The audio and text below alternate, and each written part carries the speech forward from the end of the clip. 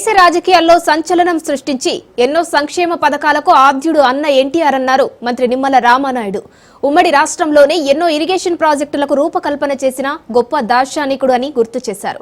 ఎన్టీఆర్ వర్ధంతి సందర్భంగా విజయవాడ క్యాంపు కార్యాలయంలో ఎన్టీఆర్ చిత్రపటానికి పూలమాలలు వేసి నివాళులు అర్పించారు.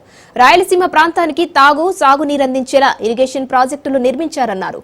పేదలకు పట్టెడన్నం పెట్టాలన్న లక్ష్యంతో ₹2కే కిలో బియ్యం పథకం తీసుకొచ్చి పేదల గుండెల్లో చిరస్థాయిగా నిలిచిపోయారన్నారు. మహిళలకు ఆస్తిలో వాటా హక్కు కల్పించి ఆడపడుచులకు పెద్దన్నగా నిలిచారన్నారు.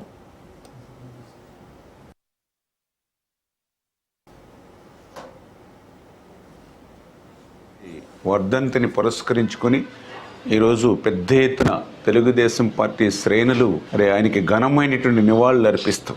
ఈవేళ తెలుగు జాతికి ఒక గుర్తింపు, ఒక గౌరవాన్ని తెచ్చింది అన్న నందమూరి తారక రామారావు గారు. తెలుగు వారి ఆత్మ గౌరవాన్ని ఢిల్లీ నడివీధుల్లోనే కాదు ప్రపంచంలోనే చాటి చెప్పినటువంటి మహనీయుడు ఎన్టీ రామారావు గారు. ఆ రోజు రాజకీయాలంటే ఫ్యాక్షనిస్టులు, ఇండస్ట్రీస్టులు, క్యాపిటలిస్టులు, భూస్వాముల చేతిలో ఉంటే రాజకీయం అంటే సామాన్యుడికి తెలియజెప్పింది అన్న ఎన్టీ రామారావు గారు. ఈరోజు చూస్తూ ఉన్నాం, భారతదేశంలో ఎక్కడ ఏ రాష్ట్రంలో ఎన్నికలు జరిగినా అప్పో పార్టీ కానీ మేనిఫెస్టో చూస్తాం. ఈరోజు కూడా ఉదయం అసలు సంక్షేమం అంటే ఏంటో పెద్దగా తెలియనిటువంటి రోజుల్లో కూడా ఈ దేశానికి సంక్షేమాన్ని పరిచయం చేసింది ఎన్టీ రామారావు గారు.